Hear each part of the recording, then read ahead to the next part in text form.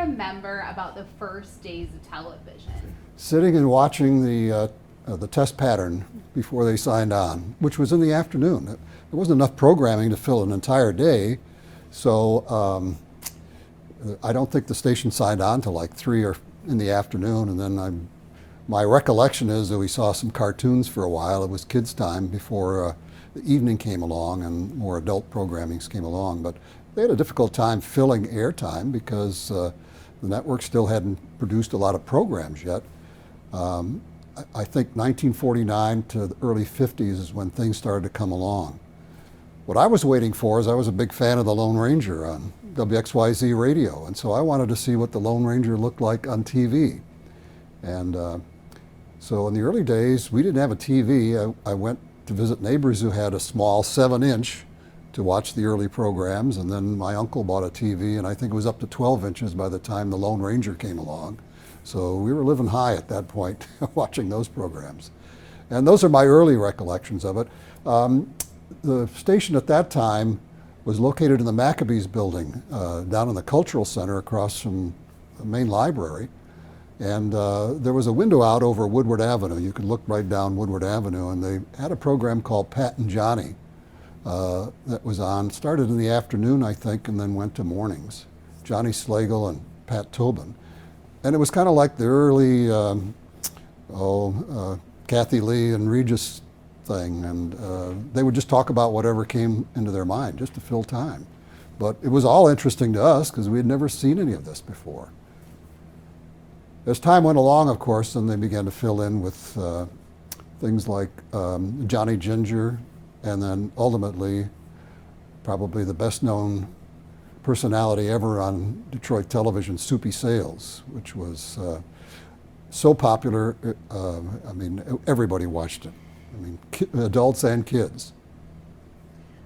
Let's talk about Soupy, because you saw some in person. I did. Not? Tell me about that experience. How did that even come about? Well, I was very fortunate in that one of my neighbors was an engineer here at Channel 7. So this goes back to when I was in grade school. And even when this building, Broadcast House, was being built, he brought me out here because he knew I was interested, and I saw the building going up and got a chance to go through.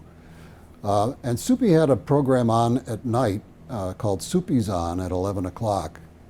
And when I was a junior and senior in high school, I'd come down every so often and watch him put on the program. It was a half-an-hour show with some skits that he did. It was adult. It was not the Lunchtime with Soupy with the big bow tie and all. He was dressed in a suit, and he had a lot of the acts that were playing around town, Sammy Davis Jr. or Vic Damone or whoever was in town. He'd have them on the show. They loved to come on and do a song or do a skit with him. And he was just an all-around great talent, and whatever he did well. What do you think, why do you think he was so popular? Well, we hadn't seen anything like him on TV. There were clowns on TV.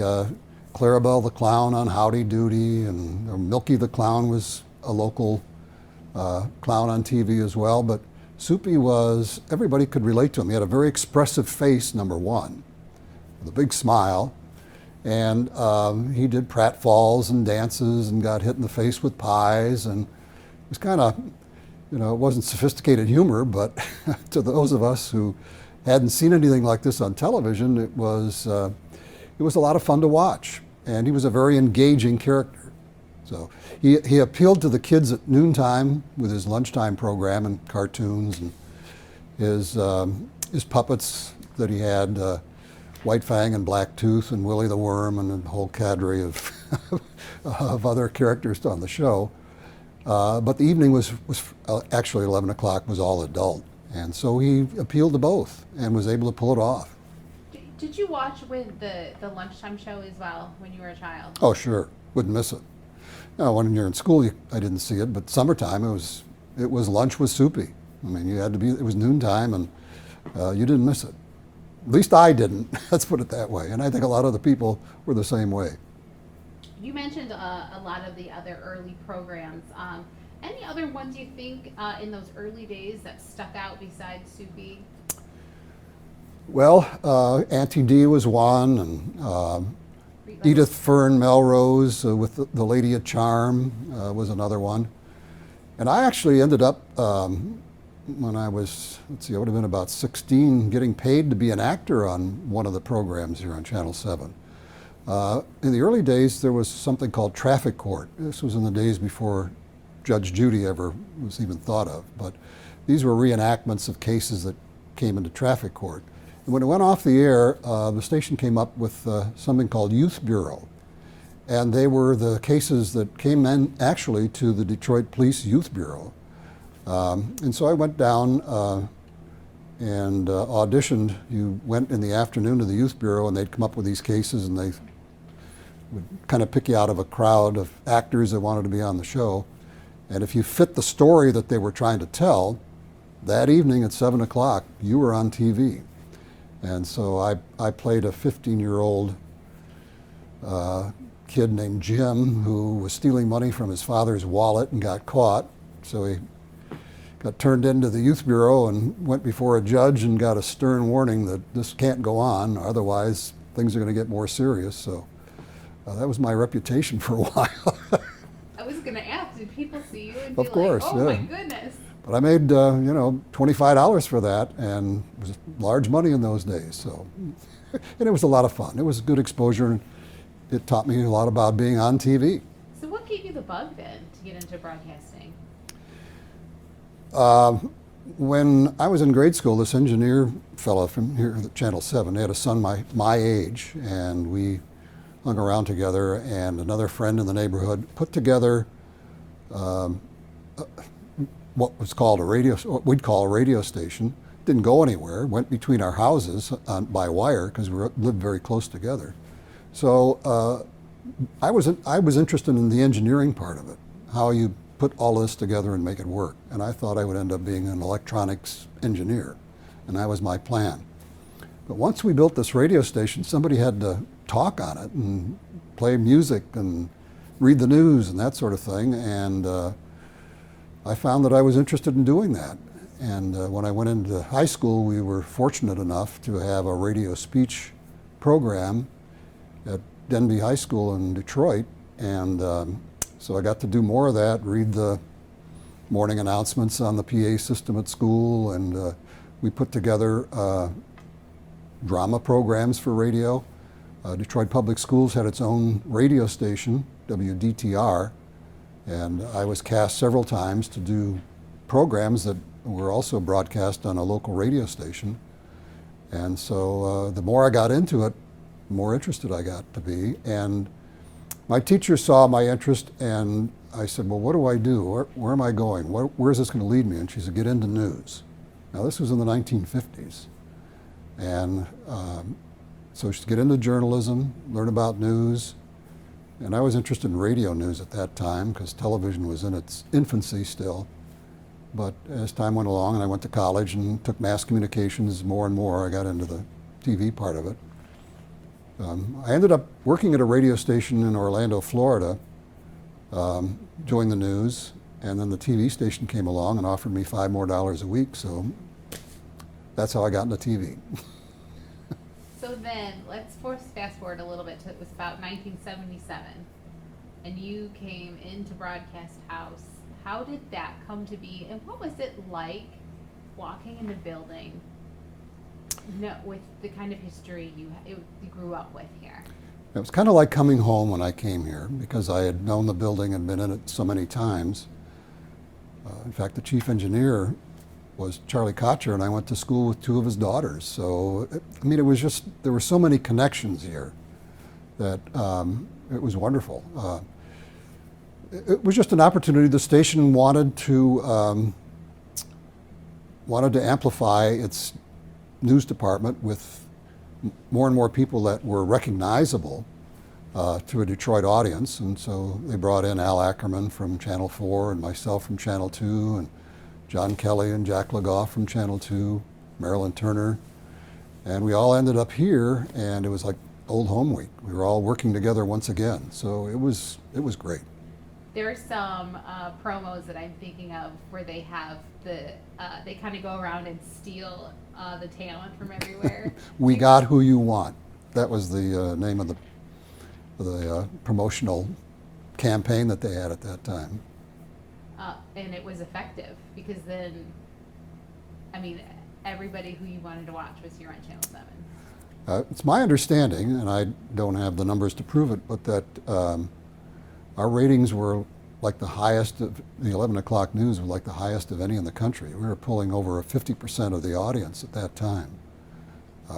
So yeah, it was wonderful. I mean, we knew we had a strong audience and they were loyal. We just had to do a good job to keep them watching. We were also fortunate in that some of the ABC shows were very strong at that time too. Happy Days and Laverne and Shirley and you name it. They had some big time shows on in prime time, and that helped us. What was the newsroom like in the late 70s and early 80s when, you know, it's Channel 7 is kind of a powerhouse in the market and across the country? You know, how do I explain it? It was humming. We kept adding staff, writers, producers, more photographers, and you walked in and you were just amazed at how many people were involved in putting all of this together. And this was in the days before computers, when you just heard the clack of typewriters going all day long. That's how the news got churned out. It was a great experience. And we also had the advantage of, because we were brought in and we knew our craft already, told, do what you do best. And so the station gave us a lot of leeway to go ahead and cover stories and develop stories that we had an interest in and that our contacts gave us. We weren't always necessarily just, you do this or you do that, you're assigned to this, you're assigned to that. But we were allowed to bring in our own thoughts and ideas, and this expanded the newsroom greatly. How important was weather at that time, in that time period? You know, I don't know. I think it was always, it was important to a degree. It added something. I don't think it really became a driving force until computers came along in the 1980s. You know, initially, in the 70s, the graphics for weather were very primitive. I mean, there were some magnets on a board and the board turned and you had a Michigan map and a national map, and once a day you got a still satellite photo. We didn't have radar, and so it was, as I say, not much to look at. But when computers came along, it opened up a whole new world of you know, not only information, but then graphics that we were able to produce, and time-lapse of satellite photos and radar.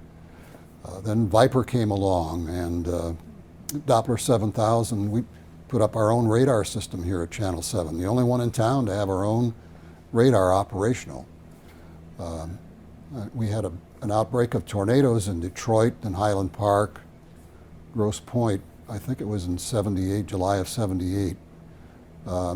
And so that was the first time we had Doppler that we could see what we thought were tornado signatures, and were able to pinpoint where it was headed, because Doppler projected where storms were going as opposed to not only where they are, but where they're headed. And so we were able to tell people, well, you take cover if you're living in this neighborhood. It was almost down to the street level to tell you where to go. And once we got, of course, we waited to see what was happening, and once we got the helicopters up to see where the damage was, the radar was pinpoint. It just knew where all of this activity was going, and so that really gave us a lot of confidence, and the audience as well, to know that this is new technology that has certainly advanced us a great degree from where we were. And I feel like weather became so important because it was really keeping a lot more people safe. Like, you could learn so much from watching weather. I mean, if the weather was coming, you would always just turn on the television to see what was happening. You know, weather's the common denominator. Sometimes, you know, a news story doesn't necessarily capture your interest, but everybody needs to know how to dress for tomorrow, or whether they're going to be driving through snow on the way to work, how to get the kids ready for school, how long it's going to take me to get from here to there if the roads are bad. And so, I mean, we went from just simply saying it's going to be partly sunny and maybe an afternoon shower tomorrow, to it's going to be sunny in the morning but start to cloud up by noontime, and by 3 o'clock we're going to have rain. It got more specific as we went along with this new technology. And so I think that helped people plan their day a lot better. And then we were able to go beyond just what it's going to be like tomorrow, but what will be like the next 5 days, the next 7 days. And as the technology advanced, the accuracy advanced. And so it continues today. And you're seeing it now. Each day it's something new. And it really helps people to make up their minds about how they're going to deal with the weather tomorrow or the day after, or even if they're planning a vacation or they're going up north. We're able to tell them. I'd love to talk for a minute about some of the great talent that has been through Channel 7, especially in the news.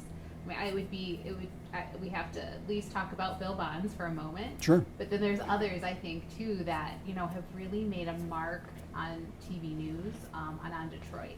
So we can start with Mr. Bonds if you'd like. What was it like? What was it like? What can I tell you?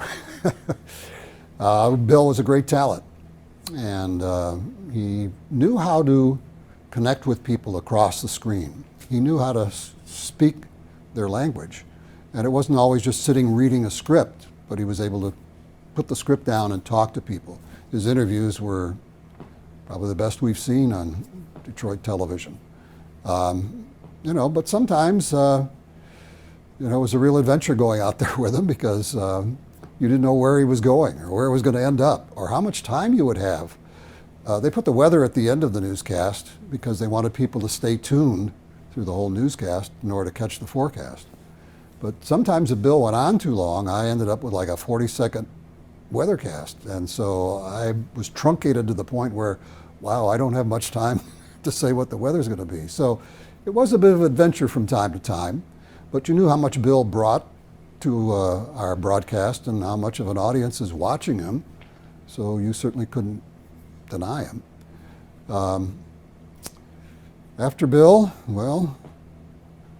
Doris Biscoe was another anchor that we had that was, well known and had been on WXYZ radio and built a following there and did very well here on TV. Of course, Diana came along, Diana Lewis, 1977, the same time I did. We joined the station, I think, in the same month, in July of '77. She was a lot of energy, and people enjoyed the combination of Bill and Diana. And I think it was a good duo to put together. They tried some others before, from time to time, as we expanded newscasts. We expanded to a 5, and then 6, and then a 7, so they added other anchors in with Bill. Diana was the strongest, and I think that was the combination that worked the best. But there were a number of people that did, and I'm trying to think who else. I think I was going to mention Diana, which you did, and then Robbie Timmons as well. Oh, yes. Robbie and I had worked at Channel 2 for a number of years, and then I don't remember the year that Robbie came in. It was probably early 80s, somewhere in there, I think. And my recollection is they put her on at the 5 o'clock with Bill. And Bill, there was a news story going around town that Robbie and Channel 2 were not coming to an agreement on a new contract, and it looked like she wasn't going to be working there anymore, and Bill went to bat for her on Channel 7. So, boy, that would be great if we could have Robbie over here. Well, that's all Bill had to say, and they made a deal, and Robbie came over here, and the rest is history. Were you around, I think two of Bill's, I would say, adventurous things that I recall. That's one way to put it. That's a euphemism for what it was, right? No, I think I'm talking about like some of his editorials, like his famous ones, his Girl Scout cookie one. Were you around? Would you remember the Girl Scout cookie? I don't. Then there was the other one would be like that I remember pretty clearly is the Michigan State rivalry. There was one where he kind of played it pretty cool for the whole the whole Oh, really? editorial and then kind of. I don't remember those. The other ones I remember, of course, when he invited Mayor Coleman Young to duke it out at Joe Louis Arena or Cobo Hall, but we won't get into that one. That's the one that stands out to me. Well, I'll tell you one that I remember particularly. We had a night of heavy rain, pouring rain, torrential rain, and it was flooding the freeways. And it was hard to get to the airport. People were missing their flights because it was difficult getting there. The I-94 was flooded out. And so at 6 o'clock, I had explained, you might want to find a new route other than 94 to get to the airport. So we got off, and Bill says, now listen, by 11 o'clock, let's put together some maps so that I can go out here and explain, okay, here's how you can now get to the airport. And I can do them against the green screen, which is what I used to do the weather.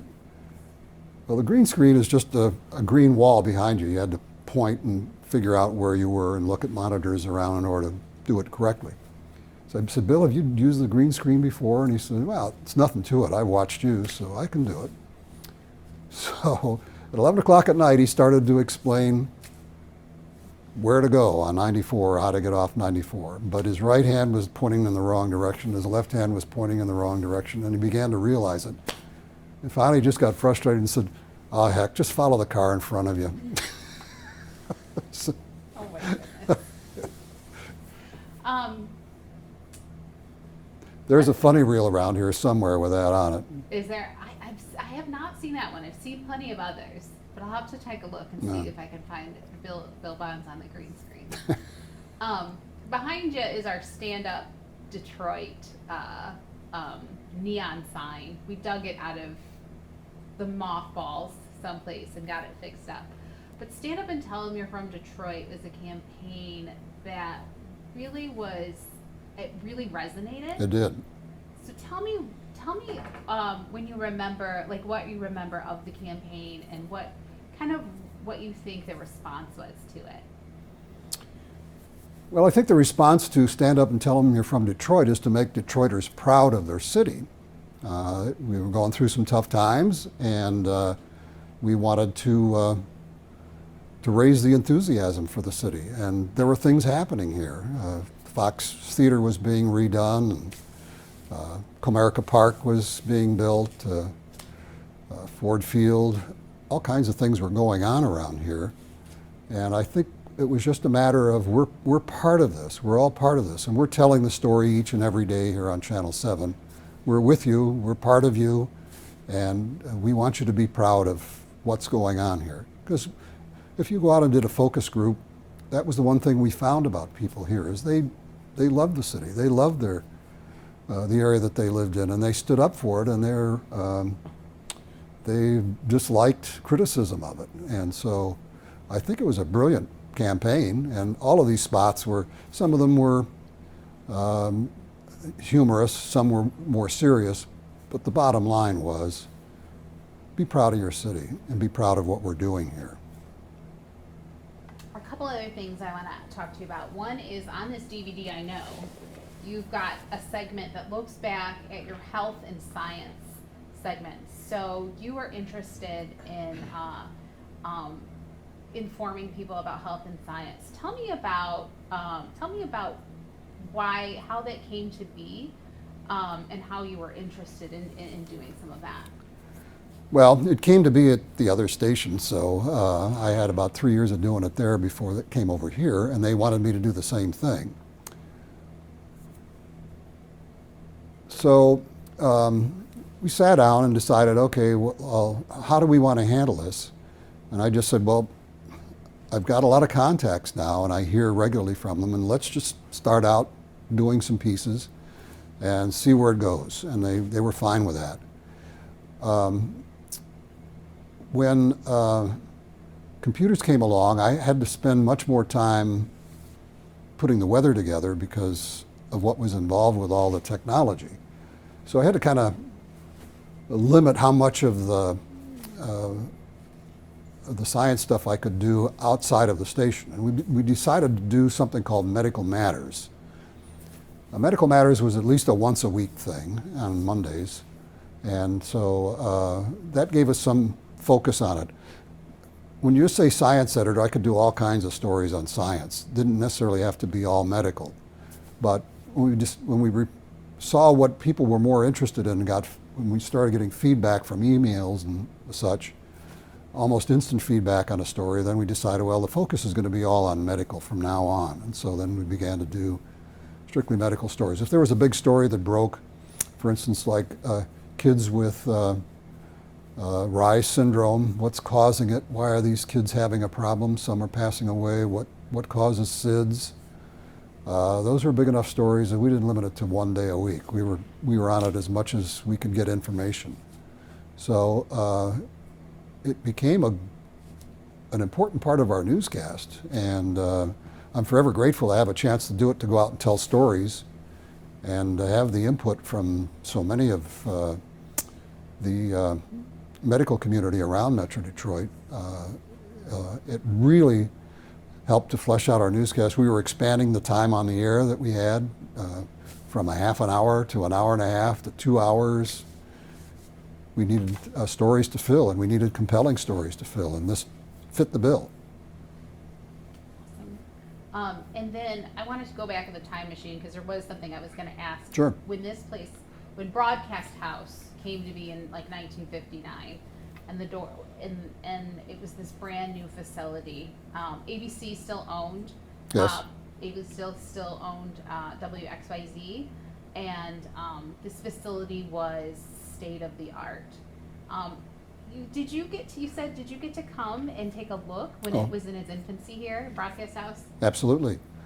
Like I say, I was in here even before everything moved in and they got on the air. So I had a feel for where everything was.